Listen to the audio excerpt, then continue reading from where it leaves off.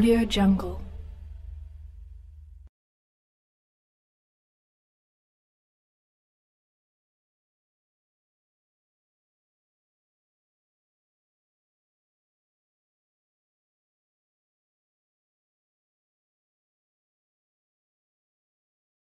Yuk, kita lihat ya.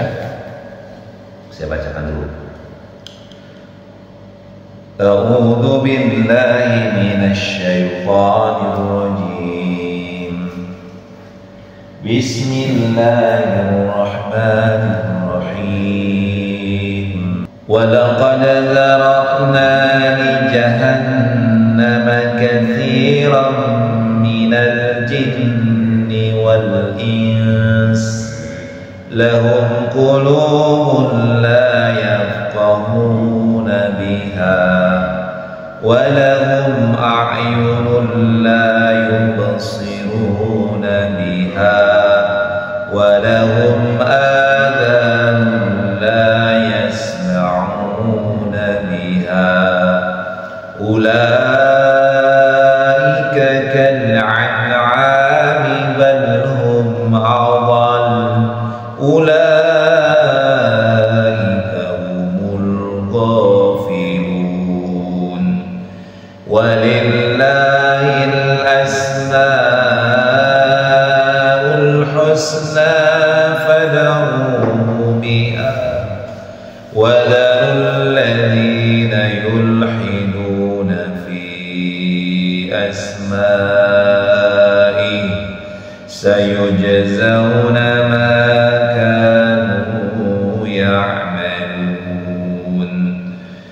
وممن خلقنا أمة يهدون بالحق وبه يعدلون والذين كذبوا بآياتنا سنستدرجهم من حيث لا يعلمون وأملي لهم إن كيدي متين أولم يتفكروا ما بصاحبهم من جنة إن هو إلا نذير مبين أولم ينظروا في ملكوت السماوات والأرض وما خلق الله من شيء وأن عسى أن يكون قد اقترب أجلهم فبأي حديث بعده يؤمنون من يضلل الله فلا هادي له ويذرهم في طغيانهم يعمهون يسألونك عن الساعة أيان مرساها قل إنما علمها عند ربي لا يجليها لوقتها إلا هو ثقلت في السماوات والأرض لا تأتيكم إلا بغتة يسألونك كأنك حفي عنها قل إنما علمها عند الله ولكن أكثر الناس لا يعلمون صدق الله العظيم. Nah itu ya. 179 sampai ayat 187. Ya.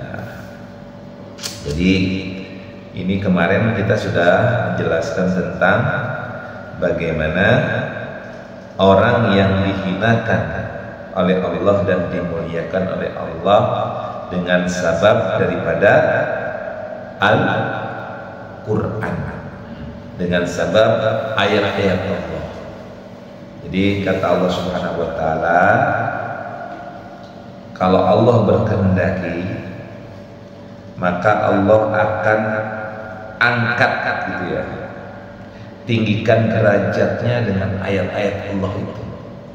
Jadi dengan kitab Taurat, kalau Allah kehendaki maka akan Allah angkat derajat orang-orang Yahudi atau Bani Israel. Nah kita juga sama, kalau Allah kehendaki maka Allah akan angkat derajat orang-orang Islam dengan Al-Quran. Jadi poinnya, orang yang ingin derajatnya dimuliakan oleh Allah Subhanahu wa ta'ala maka harus berpegang teguh kepada Al-Quran. Itu maksudnya. Dan sebaliknya, orang yang menyia-nyiakan ayat-ayat Allah maka yang terjadi adalah mereka akan menjadi hina. Ya, gitu ya. Bahkan bukan hanya hina saja, mereka akan menjadi orang yang binasa di dunia dan di akhirat. Jadi begitu. Jadi ada orang-orang, umat-umat atau kaum-kaum yang terdahulu yang mereka itu fansalakha, artinya ketika orang yang fansalakha itu adalah orang yang melepaskan diri dari ayat-ayat Allah. Artinya dia nggak mau diatur oleh ayat-ayat Allah, nggak mau berpegang teguh kepada ayat-ayat Allah. Kayak kita punya Al-Quran, tapi Al-Quran ini tidak pernah dibaca, tidak pernah dipelajari, apalagi saat diamalkan. Maka orang ini namanya berlepas diri dari Al-Quran. Maka kalau orang yang sudah berlepas diri dari Al-Quran, fa'atba'ahu syaitan, maka dia akan diikuti oleh syaitan. Jadi diikuti oleh setan itu artinya setan ini kan menggoda kita dari berbagai macam penjuru, dari depan, dari belakang, dari kanan, dari kiri, dari atas dan bawah. Dari manapun setan selalu menggoda kita. Maka ketika orang itu tidak berpegang teguh kepada Al-Quran, tidak mau menjalankan Al-Quran, dia bahkan berlepas diri dari Al-Quran, maka setan mengikuti orang ini. Maka dia berubah menjadi kawannya setan, bahkan dia berubah menjadi setan itu sendiri. Maka ketika dia berubah menjadi setan, fakana minal ghawin, maka dia termasuk orang yang sesat sebagaimana iblis dan setan sesat. Iblis itu kan sesat karena dia tidak mematuhi perintah Allah. Iblis itu punya pasukan yang namanya setan, dari jenis jin dan manusia yang tugasnya menyesatkan manusia dari jalan Allah. Nah, ketika orang atau manusia diberikan kitab oleh Allah, orang Yahudi, orang Bani Israel, dia punya kitab namanya Taurat yang diberikan oleh Nabi Musa. Ya, umatnya Nabi Daud punya kitab namanya Zabur. Umatnya Nabi Isa punya kitab namanya Injil. Umat Nabi Muhammad punya kitab namanya Al-Quran. Nah, ketika umat-umat ini dia tidak berpegang teguh kepada kitab-kitabnya, atau bahkan mereka melepaskan diri dari kitabnya, artinya tidak mau mengamalkan ajaran-ajaran yang ada dalam kitab-kitab Allah tersebut, maka yang terjadi adalah dia akan menjadi orang yang sesat gitu. Dan orang yang sesat artinya dia bersama dengan iblis. Kenapa? Karena orang yang sesat ini dia berubah menjadi setan. Makanya orang ada istilah kesetanan. Ya. Kalau Padalarang ya orang kesetanan kayak gitu. Wow, ucapannya pasti keluar tuh. Ya, ucapannya binatang-binatang Ragunan keluar. Ya, jenis-jenis yang najis keluar dari mulutnya. Perilakunya ya seperti setan, nggak kenal lagi halal haram, nggak kenal lagi benar atau salah. Baginya benar semua, baginya halal semua, nggak ada yang haram. Nah, orang itu namanya orang kesetanan. Kalau sudah kesetanan berarti dia berubah menjadi setan. Begitu. Kenapa orang bisa kesetanan? Karena orang itu tidak mau berpegang teguh kepada Al-Quran kalau umat Islam. Nah, kalau orang Yahudi dia tidak mau berpegang teguh kepada kitab Taurat. Maka coba lihat orang Yahudi, orang Israel, perilakunya kesetanan. Ya kan? Bunuh orang, ngebom orang, nggak pakai peri kemanusiaan. Dia jatuhkan bom seenak-enaknya, nggak peduli itu rumah sakit, nggak peduli itu yang di dalamnya pengungsian anak-anak dan perempuan, nggak peduli karena kesetanan gitu. Nah, itu hati-hati kalau manusia sudah berlepas diri dari Al-Quran, dari kitab kita. Orang Islam kalau sudah berlepas diri dari Al-Quran, korupsi dia, nggak peduli lagi uang rakyat. Kalau umat Islam sudah berlepas dari Al-Quran, perbuatannya kayak setan, ya kan? Coba aja. Kenapa? Karena tidak mau berpegang teguh kepada Al-Quran. Makanya rugi tuh umat Islam punya mukjizat yang agung dari baginda Rasulullah yang bernama Al-Quran, yang menjadi pedoman hidup bagi kita umat Islam, umat Nabi Muhammad dalam menjalankan hidup dan kehidupan ini. Lalu kita pangsalah berlepas diri dari Al-Quran, tidak mau belajar, tidak mau membaca, tidak mau memahami, atau bahkan tidak mau mengamalkan, maka kita termasuk orang yang rugi dan tersesat. Kalau orang tersesat sampai ke tujuan nggak nyampe. Padahal mau ke Bengkulu, tapi ngambil arahnya ke arah sono, ke arah Surabaya, nyampe nggak? Apalagi berbalik arah, mau ke Bengkulu, arahnya ke Purwokerto, makin nggak nyambung kan? Kalau arahnya ke Serang, ke Merak, ya masih mending kan? Ya kan? Tapi padahal arahnya ke sono, ke Cilacap, makin berbalik arah kan? Itu namanya tersesat. Kalau orang tersesat maka dia tidak akan sampai kepada tujuan. Nah, itu orang tersesat. Kenapa? Karena dia tidak mau berpegang teguh kepada kitab yang diberikan Allah. Jadi kayak begini, Pak Darlan mau ke rumah saya di Garut. Pak Darlan, saya kasih peta, saya kasih petunjuk arah lengkap. Pak Darlan, nanti kalau tempat saya, ya kalau naik umum, Pak Darlan tinggal nanti dari sini naik angkot nomor sekian, turun di Pul Prima Jasa di Cililitan. Lengkap tuh. Nanti dari Cililitan Pak Darlan naik bus jurusan ke Garut. Lengkap tuh. Dengan ongkosnya bahkan, ongkosnya sekian ya Pak Darlan ya. Nanti. Nah, kalau di Garut nanti Pak Darlan turun di sini. Nanti kalau sudah sampai Pak Darlan tinggal naik angkot nomor sekian. Nanti kalau sudah sampai di angkot kita berhenti di sini. Ongkosnya sekian. Nanti udah sampai sono tinggal nanti naik ojek. Bilang aja ke rumahnya Ustaz Andi. Ya, jangan lupa tuh dicatat Pak Darlan. Tiba-tiba Pak Darlan catatannya hilang. Atau catatannya nggak dipakai. Udah tahu saya. Wah, pede banget tuh. Catatan itu kemudian Pak Darlan sia-siakan, berlepas diri, nggak mau pakai catatan. Saya pokoknya udah tahu lah arah-arah ke sana. Jalan aja. Giliran sampai ke Cililitan, Pak Darlan lupa naik mobil apa, melihat catatan udah nggak ada lagi. Nah kira-kira bakal sampai nggak ke tempat saya? Nggak sampai.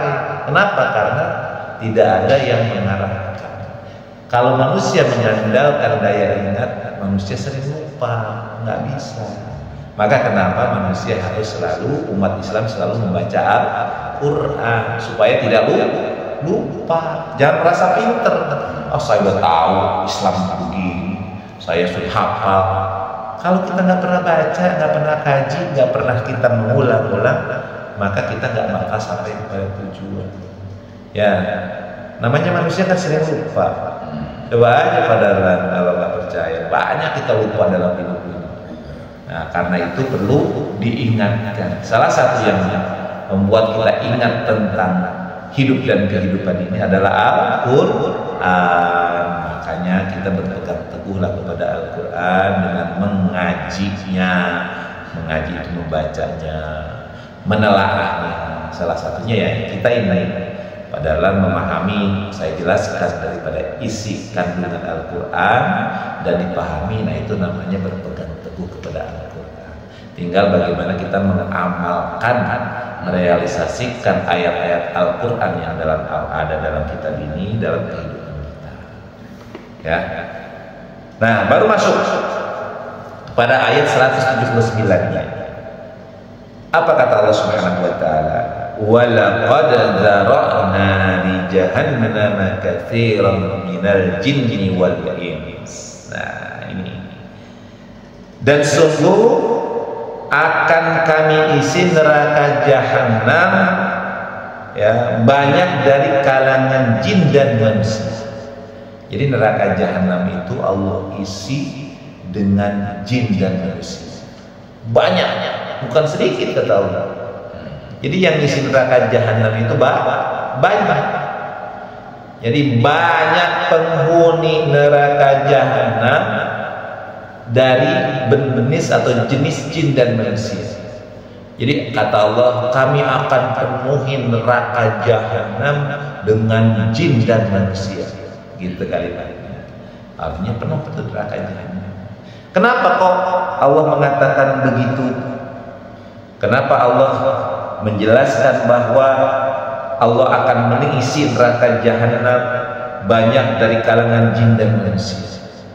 Karena mereka lahum qulubun la yafqahuna biha. Mereka punya hati ya, tetapi tidak dipergunakan untuk memahami ayat-ayat Allah. Nah ini nih, orang diberikan hati tapi tidak dipergunakan untuk memahami Al-Quran bagi kita umat Islam. Makanya kalau kita ngaji itu buka hatinya bersihin dulu, niatkan dulu, biar pemahaman itu hadir. Jadi kalau kita ngaji ini hati dongkol, hati kesel, nggak bisa paham kita. Makanya kalau kita ngaji itu harus niat yang tulus. Ya Allah, bukakan hati saya ya Allah, lapangkan dada saya ya Allah. Maka ngaji. Jadi ketika kita dengar ceramah, ketika kita mendengarkan ustaz bicara, buka dulu hatinya, maka akan bisa menerima nasihat. Nah kata Allah, kami akan penuhi neraka Jahannam banyak dari kalangan jin dan manusia. Kenapa? Karena mereka punya hati tetapi tidak dipergunakan untuk memahami ayat-ayat kami, kata Allah. Walahum a'yunun la yubsiruna biha. Mereka diberikan mata dan mereka memiliki mata tetapi tidak dipergunakan untuk melihat tanda-tanda kekuasaan Allah. Ini mata kita ini tidak dipergunakan untuk melihat tanda-tanda kebesaran Allah yang ada di dalam Al-Quran, yang ada dalam diri kita, yang ada dalam alam semesta ini. Kita nggak bisa lihat, mata kita tertutup oleh hawa nafsu. Harusnya punya mata, lihat dong, ya, lihat alam ini, lihat ke langit, lihat ke gunung, lihat ke diri kita sendiri. Wah, begitu luar biasanya Allah menjaga kita. Ya kalau Allah nggak menjaga kita, coba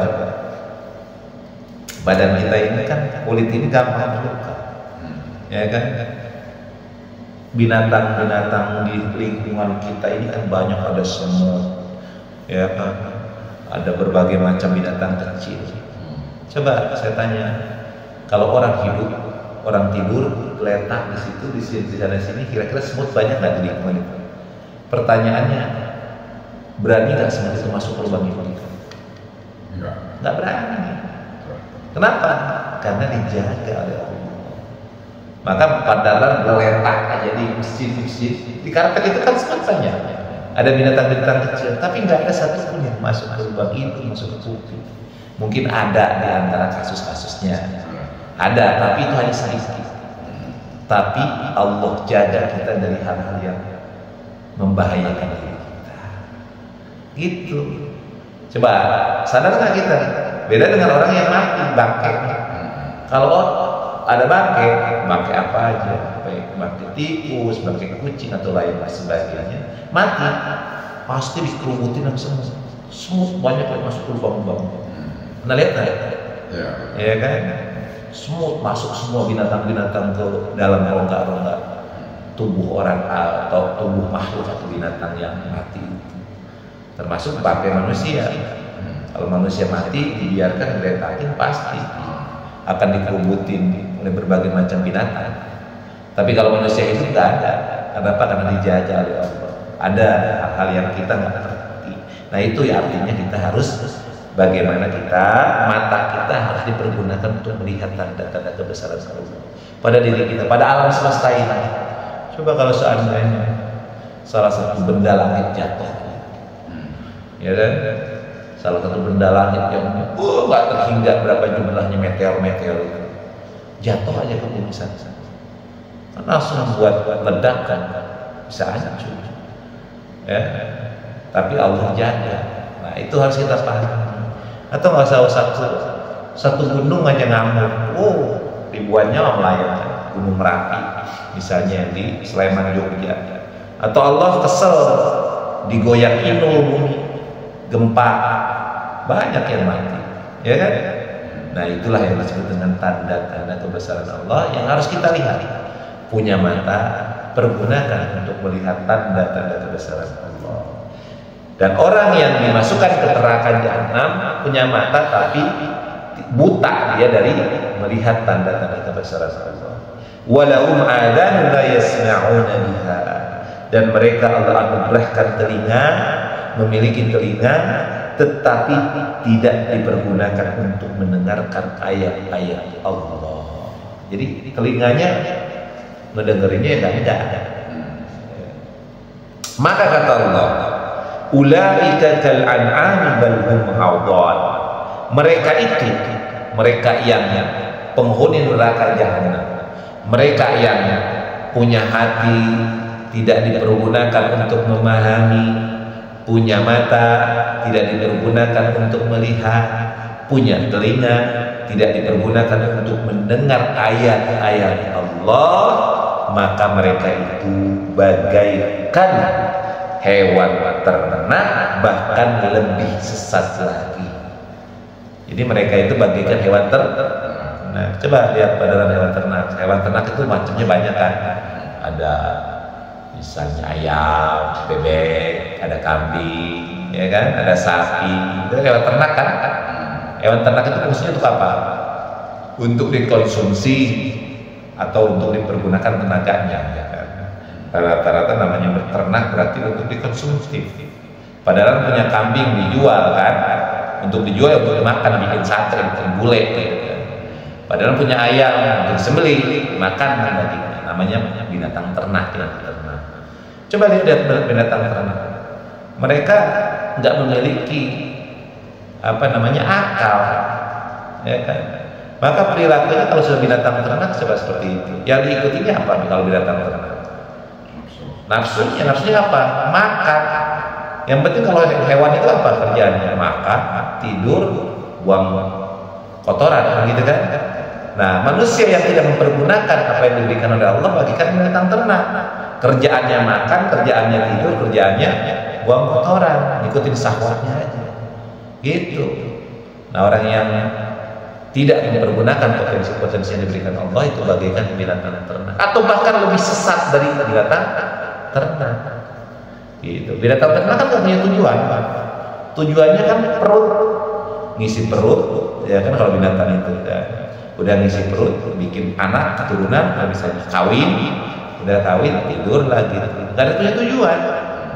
Maka orang yang tidak mempergunakan akalnya, hatinya, matanya, dan telinganya untuk memperhatikan, memahami, untuk mendengarkan ayat-ayat Allah, ya seperti binatang ternak, atau bahkan lebih sesat dari binatang ternak. Apa yang lebih sesat? Mungkin lebih rendah dari binatang ternak. Apa yang lebih sesat dari binatang ternak? Ada mungkin binatang-binatang yang lain yang sesat, yang lebih parah dan rendah. Kemudian dilanjutkan, ulaika humul ghafilun. Mereka itulah orang-orang yang lengah. Lengah itu artinya orang yang lalai lah. Jadi orang lengah gini, ya udahlah, masih ada waktu, tenang aja. Tiba-tiba waktunya udah di depan mata, gitu. Namanya lengah tuh. Atau orang lagi meleng, lagi apa namanya, main bola misalnya, ya kan, main bola. Jadi penjaga gawang, tenang aja, masih jauh musuh. Tiba-tiba bolanya masuk. Nah itu namanya lengah. Ya. Atau orang lagi perang, adalah santai aja. Tiba-tiba musuh depan mata. Tiba-tiba peluru nyasar, itu namanya lengah. Itu yang terjadi. Jadi orang yang ghafil, orang yang lengah lalai itu adalah orang yang menyia-nyiakan sesuatu yang dianugerahkan Allah kepadanya, tidak mempergunakan sebagaimana mestinya. Itu namanya lengah. Kajian lengah. Ya. Kemudian walillahil asmaul husna, dan Allah memiliki nama-nama yang terbaik, asmaul husna. Asmaulnya ada 99 nama atau sifat Allah Subhanahu wa taala. Wujud, hidam, baqa, atau Allah, wallahu la ilaha illa, misalnya namanya Allahu Akbar, Allahu Somad, banyak sekali nama-nama asmaul husna. Ya, Allahu la ilaha illa al-khaliqul bari wal musawwir lahul asmaul husna. Al-Bari, As-Sabur, Al-Kabir, sifat-sifat atau nama-nama Allah yang 99. Allah memiliki nama itu. Fad'uhu biha, maka kata Allah, bermohonlah kepadanya dengan menyebut asmaul husna ini. Makanya kalau berdoa sebut salah satu asmaul husna. Ya Ghaffar, Ya Rahim, Ya Raja, Ya Allah, Ya Karim. Nah, kita boleh menyebutkan salah satu daripada nama-nama Allah ketika berdoa kepada Allah. Wajib. Bahkan kalimat ini berarti wajib menyebut nama-nama Allah ketika kita berdoa kepada Allah. Wa darul ladzina yulhiduna fi asma'i, dan tinggalkanlah orang-orang yang menyalahartikan nama-nama Allah. Artinya jangan dihiraukan orang-orang yang menyembah Allah dengan menyebut nama-nama yang tidak sesuai dengan sifat-sifat keagungan Allah, atau dengan memakai asmaul husna tetapi dengan maksud menodai nama Allah atau menggunakan asmaul husna untuk mengenal selain Allah. Nah gitu. Yang mulia, ya Karim, yang Karim tujuannya kepada manusia, biasanya tak boleh.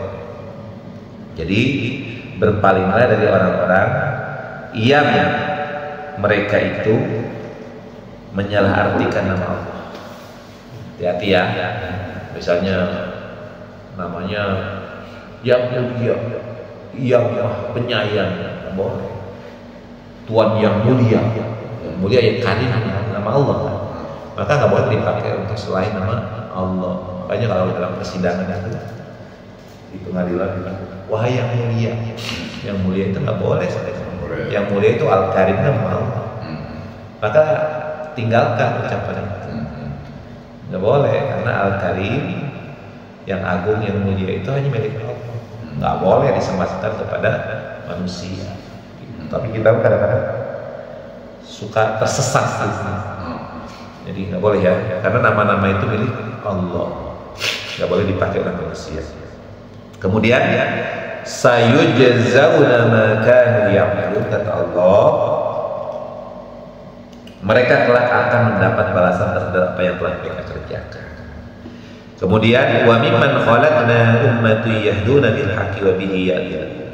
Dan di antara orang-orang yang telah Allah ciptakan ada umat yang memberi petunjuk dengan dasar kebenaran, dan dengan itu pula mereka berlaku adil. Jadi kata Allah, di antara makhluk ciptaan Allah manusia itu ada yang Allah berikan petunjuk dengan dasar kebenaran, al-haqqu min rabbik, dan dengan kebenaran itulah mereka beraktivitas dalam hidup dan kehidupannya. Jadi kebenaran itu mereka jadikan sebagai pedoman dalam menjalankan hidup dan kehidupan. Kemudian dilanjutkan 182, walladzina kadzdzabu bi ayatina. Dan orang-orang yang mendustakan ayat-ayat kami, kata Allah, sanastadrijuhum min haitsu la ya'lamun. Maka kami akan biarkan mereka berangsur-angsur ke arah kebinasaan dengan cara yang tidak mereka ketahui. Namanya istidraj. Jadi orang-orang kafir, orang-orang yang mendustakan ayat-ayat Allah, Allah kasih istidraj. Allah biarkan panjang umur, Allah biarkan dia dalam geliman harta kekayaannya, Allah biarkan dia dalam kesenangan syahwat. Namanya istidraj. Tapi hal itu sebenarnya buruk bagi mereka, karena pembiaran atau panjang umur yang diberikan Allah kepada mereka justru akan menambah keburukan-keburukan mereka, sehingga mereka itu layak untuk masuk neraka jahanam. Balik ayat yang tadi. Jadi mereka layak masuk neraka jahanam, ya, karena mereka mendustakan ayat-ayat Allah. Jadi poinnya adalah mendustakan. Mendustakan itu artinya berpaling. Bahkan mendustakan itu boleh dikatakan menentang ayat-ayat Allah. Maka orang yang mendustakan ayat-ayat Allah ini, Allah istidraj, Allah biarkan dia bergelimang dalam harta kekayaan, Allah biarkan hidupnya mengikuti hawa nafsu. Biarkan. Kalau perlu ibarat kata seperti orang minum air lautan. Allah kasih air lautan, mereka minum air lautan, semakin haus, nggak pernah kenyang. Nah, hal itu justru adalah kerugian yang besar bagi mereka. Kenapa? Karena itu membuat mereka semakin layak masuk neraka jahanam. Jadi ketika nanti di yaumil hisab, di hari kiamat atau di hari akhirat nanti, ketika diperhitungkan amal, ketika ditentukan surga atau neraka, mereka nggak bisa berhujah lagi. Ya Allah, saya kan dulu begini, ya kamu kan layak. Kenapa saya harus masuk neraka ya Allah? Sedangkan si fulan masuk surga. Ya pikirkan aja sendiri. Kamu dulu di dunia banyakkan amal solehnya, apa masalah? Kamu saya berikan kenikmatan, kamu menuntut hawa nafsu semau-maumu, berlaku berbuat, tidak lagi ada aturan yang kau patuhi, aturan yang telah kutetapkan. Ya udah, sekarang maka kamu pantas untuk menjadi penghuni neraka. Makanya hati-hati, ya.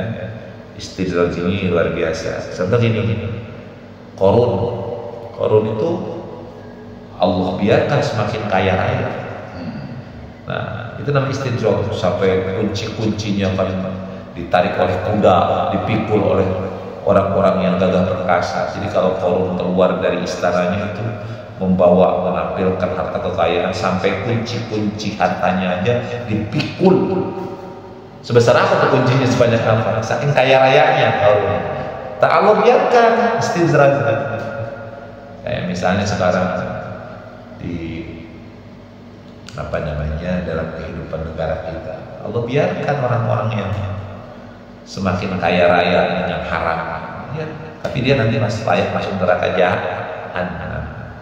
Kemudian wa umlilah, Allah jelaskan 183, dan aku akan memberikan tenggang waktu kepada mereka, inna kaidi matin, sungguh rencanaku sangat teguh. Jadi yang disebut dengan istidraj itu, Allah biarkan mereka berangsur-angsur ke arah kebinasaan, dan Allah berikan panjang waktu untuk mereka. Ya. Kemudian awalam yatafakkaru ma bisahibihim min jinnah. Dan apakah mereka tidak merenungkan bahwa teman mereka yang Nabi Muhammad SAW tidak gila? In huwa illa nadhirun mubin. Nabi Muhammad tidak lain hanyalah seorang memberi peringatan yang jelas. Jadi dulu orang kafir Quraisy menganggap Nabi Muhammad itu orang gila. Kenapa disebut gila? Karena melarang orang-orang Arab yang sudah lama berakar sampai ke sekian puluh tahun mereka menyembah patung, harus meninggalkan menyembah patung. Harus mereka beribadah kepada Allah. Gila lu, katanya begitu kalau kita. Gila lu. Nah, itu disebut namanya jinnah. Jadi misalnya udah kebiasaan kita dulu, misalnya di kampung, ya kan, di kampung misalnya kita tradisi. Ya, tradisi kan di kampung banyak. Di Bengkulu tradisinya apa? Kalau panen ada nggak tradisi? Saya Sumatera Palembang. Di Palembang ada tradisinya apa? Misalnya adat-adat budaya. Nah tiba-tiba kita bilang nggak boleh lu begitu. Maka jawaban orang sono, gila lu. Bisa berani-beraninya lo melarang. Nah gitu. Itu kalimat yang diucapkan oleh orang-orang kafir Quraisy kepada Nabi Muhammad, di mana Nabi Muhammad SAW melarang mereka menyembah selain Allah, memerintahkan kepada mereka agar hanya menyembah Allah. Maka jawaban daripada orang kafir Quraisy adalah, gila Muhammad, berani dia melarang kita menyembah Tuhan kita yang selama ini kita sembah. Kita diperintahkan hanya menyembah Tuhan Allah. Gila. Nah itu kalimat yang seperti itu. Jadi harusnya kalian memikirkan bahwa sahib itu keluarga, sahib itu adalah kerabat, sahib itu ada teman. Maka dia bukan orang yang gila, tetapi dia adalah pemberi peringatan yang nyata atau yang jelas, ya diperintah oleh Allah Subhanahu wa taala. Awalam yanzuru fi malakutis samawati wal ardh wa ma khalaqallahu min syai' wa an asa ay yakuna qad iqtaraba ajaluhu fa bi ayyi haditsin ba'dahu yu'minun. Dan apakah mereka tidak memperhatikan kerajaan langit dan bumi dan segala yang diciptakan Allah, dan kemungkinan telah dekat waktunya kebinasaan mereka. Lalu berita mana lagi setelah ini yang akan mereka percaya? Jadi ini kalimat ini ditekankan kepada orang-orang kafir Quraisy. Jadi kata Allah, apakah mereka tidak memperhatikan yang memiliki kekuasaan langit dan bumi itu siapa? Yang menciptakan segala sesuatu itu siapa? Tidakkah mereka memperhatikan dan segala apa yang diciptakan Allah dari isi-isi bumi dan langit itu? Harusnya mereka perhatikan. Dan juga apakah mereka tidak memperhatikan bahwa bisa jadi waktu kebinasaan mereka sudah dekat. Artinya ajal itu bisa kematian atau bisa kehancuran. Kan banyak yang dia sudah datang ajalnya itu. Ajal itu kematian lah kalau kita yang jelas. Semua manusia mati kan kullu nafsin dha'iqatul maut. Setiap manusia pasti mati. Dan ketika datang kematian tidak ada orang yang mampu untuk memperlambat atau mempercepat kematiannya. Dan tidak mungkin seseorang pun akan mampu selamat dari kematian itu. Nah itu, apakah mereka memperhatikan itu? Kalau kamu sudah mati, sudah ajalmu sudah selesai, maka tidak ada kesempatan lagi bagimu kecuali apa yang telah kamu lakukan. Jadi kalau orang sebelum mati kerjaannya maksiat, kerjaannya melakukan dosa, kesalahan dan lain sebagainya yang melanggar ketetapan Allah, dia mati, maka tidak ada kesempatan lagi untuk bertobat. Maka kalau orang mati dalam keadaan su'ul khatimah, akhir yang buruk, masa masuk neraka. Nah itu yang harus diperhatikan. Kemudian dilanjutkan, Fabi ayyi haditsin ba'dahu yu'minun. Lalu berita mana lagi setelah ini yang akan mereka percayai? Ya. Nabi itu kan al-amin. Ketika menyampaikan sesuatu, pasti Nabi itu dipercaya karena Nabi Muhammad itu punya gelar al-amin. Jadi kalau orang sudah amanah dan punya predikat amanah, maka apapun yang diucapkan oleh orang itu kita percaya. Gitu. Tiba-tiba orang yang disematkan al-amin mengatakan sesuatu yang bertentangan dengan kebiasaan. Makanya seharusnya kita percaya loh. Kan orang itu kita percaya. Tiba-tiba kok mengucapkan sesuatu, nggak mungkin orang itu mengucapkan tanpa ada sesuatu fakta atau sesuatu perintah dari yang maha segala-segala. Contoh begini, kita punya orang tua. Orang tua itu yang kita tahu kejujurannya, kebenarannya. Dia mengatakan, kamu jangan nikah sama si Fulan. Kamu harus nikah sama si Fulan. Ya, orang tua kita itu orang yang terpercaya. Contoh, jadi contoh kasus misalnya ada seorang atau kita lah dulu, kita punya pacar, sayang banget sama pacar, cinta banget. Tapi kita nggak peduli lagi dia itu siapa. Nah, maka kata orang tua, kamu jangan kenal dia. Dia itu orang yang nggak benar. Kerjaannya jadi pelacur. Dah kamu lebih baik menikah sama orang ahli, hafal Quran, turunan kiai, orang yang benar jujur. Nah gitu.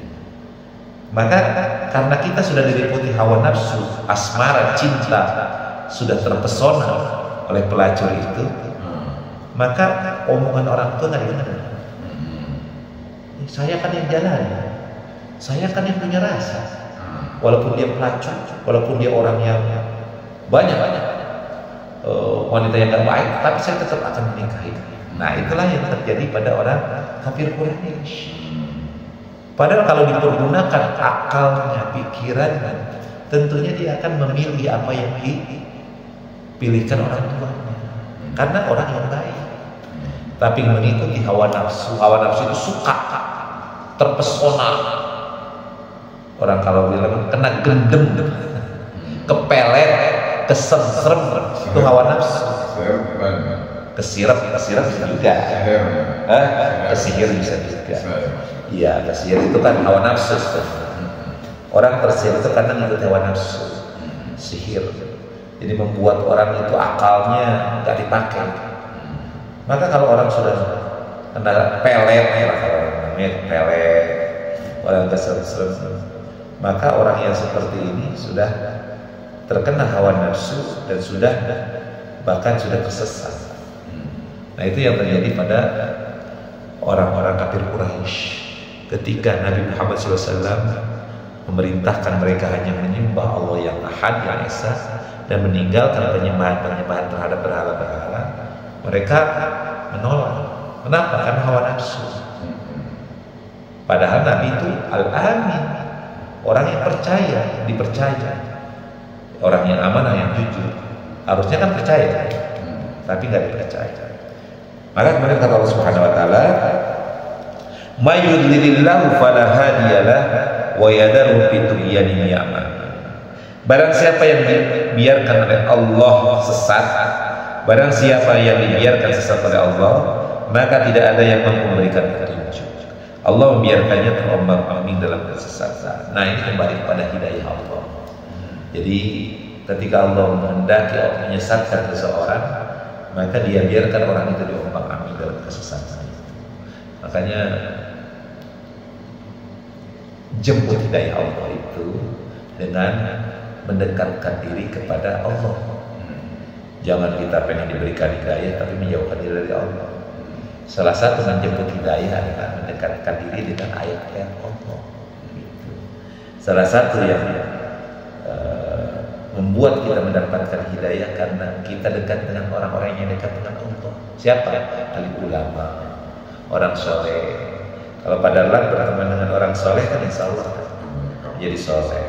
Padahal dekat dengan ustaz, bergaul dengan ustaz, besok-besok dipanggil Pak Ustaz. Ya kan? Walaupun kita ilmunya ya hanya sekedar pas-pasan. Besok-besok dipanggil Pak Ustaz, Ustaz Darlah. Ada orang bertemannya dengan pencuri, begal, maling, rampok. Walaupun dia bukan perampok, bukan maling, tapi besok-besok dia akan disebut perampok juga dan akan terpengaruh. Nah itu maksudnya begitu. Jadi hidayah itu harus dicari, hidayah itu harus dijemput, hidayah itu harus diperkuat, dikokohkan dengan amal-amalan yang mendekatkan diri kepada hidayah kepada Allah Subhanahu wa taala. Kemudian lanjutkan, yas'alunaka 'anis sa'ati ayyana mursaha. Maka mereka kaum kafir Quraisy menanyakan kepada Nabi Muhammad tentang kiamat, kapan terjadi? Maka kata Nabi, la yujallikul innama 'ilmuha inda rabbi, sesungguhnya pengetahuan tentang kiamat itu pada Tuhan. La yujalliha liwaqtiha illa hu, tidak ada seorang pun yang dapat menjelaskan waktu terjadinya kecuali Allah. Kemudian faqulat fis samawati wal ardh, kata baginda Rasulullah SAW, apa namanya,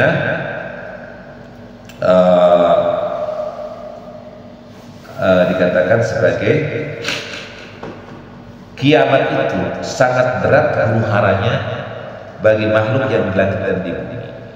Jadi ketika terjadi kiamat, faqulat bis samawati, itu akan terasa sangat berat. Bagaimana dampak dari kiamat itu?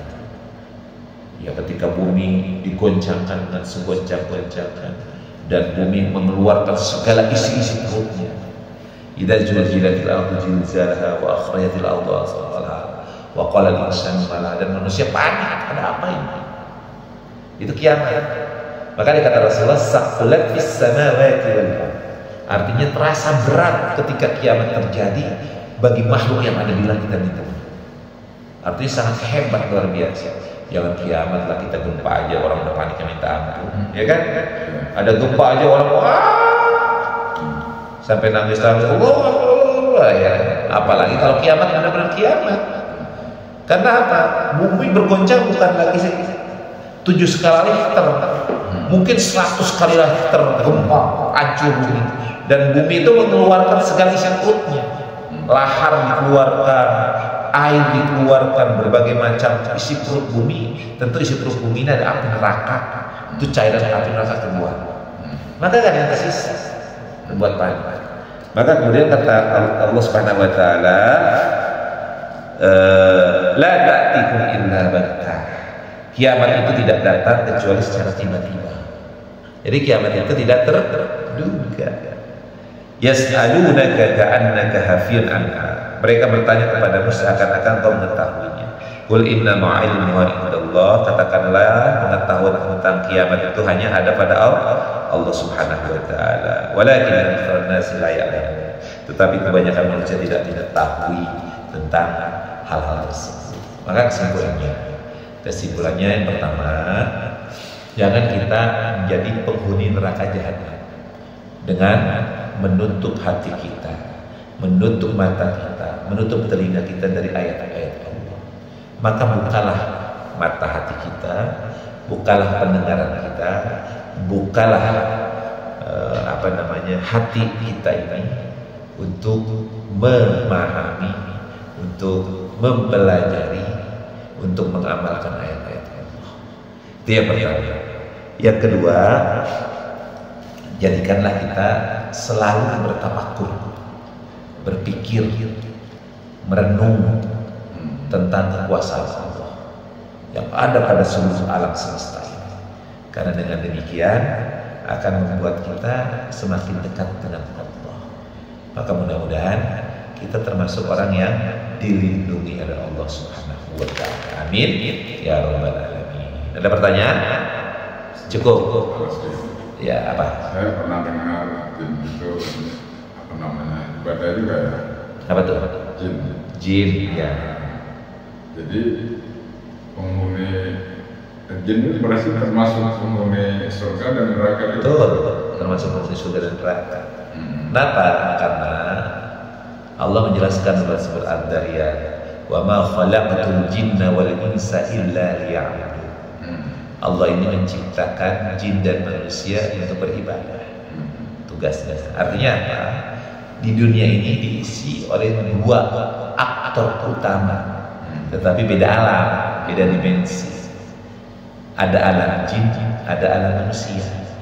Yang kedua alam ini ada hijab yang tidak satu dengan yang lainnya terpisah. Ya, dua dimensi namanya. Jadi ada alam yang di dunia tapi dimensinya beda. Yang itu hanya dipahami diibaratkan begini nih. Pak Darlan punya TV, ibaratnya ada TV itu, ya kan? Pak Darlan nyeter siaran langsung sepak bola. Yang sepak bola itu di Surabaya, sedangkan Pak Darlan di Bekasi. Pak Darlan bisa menonton siaran itu, tapi tidak bisa berbuat apa-apa, ya kan? Nah itu dua namanya dimensi yang berbeda. Di tempat, di waktu yang sama, tapi tempat berbeda. Gitu kan? Paham nggak? Kita sekarang di sini, di sini. Di sini itu ada juga makhluk jin juga, tapi dimensinya berbeda.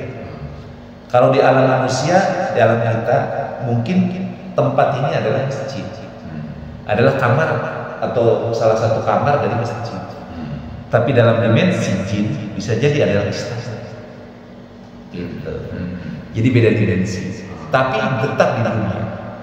Jadi dalam kehidupan ini Allah menciptakan yang namanya 3 makhluk utama: malaikat, jin, dan manusia.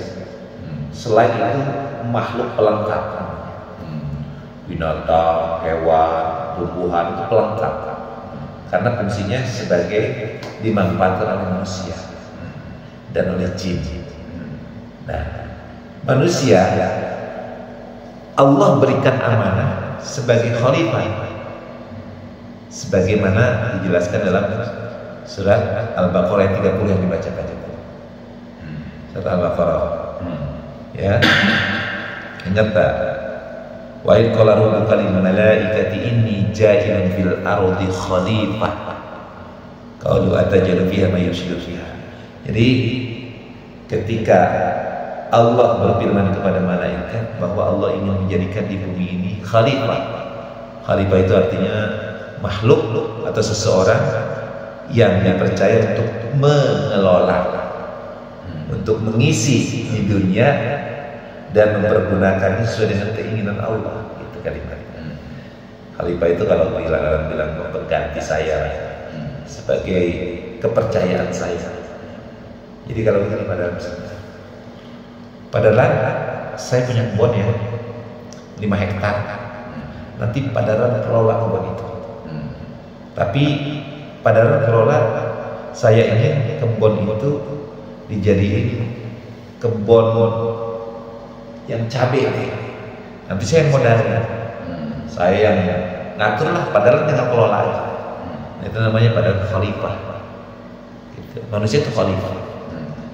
Nah, jin juga sama, diberikan kepercayaan oleh Allah Subhanahu wa taala dalam dimensi yang berbeda di bumi ini. Di bumi ini. Tapi aktor utama yang jadi khalifah dalam kehidupan dunia ini adalah manusia. Lalu jin di mana? Jin juga sama di dunia ini, tapi dimensi yang berbeda. Yang saya bilang tadi dimensinya, alamnya beda. Alam yang memang kadang-kadang dimensi ini kadang suka bocor. Ya, karena jin ini adalah makhluk yang bisa melihat kita tidak bisa melihat dia. Iblis ini bisa melihat kita, tetapi kita tidak bisa melihat iblis. Tapi kita diberikan kekuatan oleh Allah. Ada energi yang tidak bisa disentuh oleh jin. Kita udah ada imun bahasa. Kita ada perisai yang membuat jin itu tidak bisa menyentuh kita. Apa itu? Perisai itu diberikan oleh Allah kepada orang-orang yang bertakwa. Jadi ketika orang baca Al-Quran, maka semakin kuat perisainya, sehingga tidak bisa masuk jin-jin itu, tidak bisa lagi masuk pada kita, jin-jin setan-setan yang diutus oleh iblis. Tetapi ketika kita melakukan kemaksiatan, maka perisai itu menjadi lemah. Ketika kita melakukan perbuatan-perbuatan yang sesat, maka pelindung kita hilang, sehingga jin itu akan masuk. Maka banyak kita mendengar istilah kemasukan setan, kemasukan jin. Kenapa kok bisa kemasukan jin? Karena energi yang melindungi kitanya sudah hilang. Itu. Makanya untuk memperkuat energi agar kita tidak diganggu oleh jin adalah dengan salah satunya mendekatkan diri kepada Allah dengan membaca Al-Quran. Itu. Jadi tugas utama manusia dan jin itu adalah beribadah kepada Allah Subhanahu wa Ta'ala. Tetapi jin juga sama seperti manusia. Mereka berubah menjadi setan yang menggoda jin-jin muslim. Maka kita berada ada jin kafir, jin muslim. Sama seperti kita manusia kafir, manusia muslim. Jadi untuk itu kita nggak usah terlalu pusing-pusing mikirin jin, ya. Nggak usah pusing-pusing mikirin jin. Jelas ya? Ya. Dah, shadaqallahul azim. Alhamdulillah.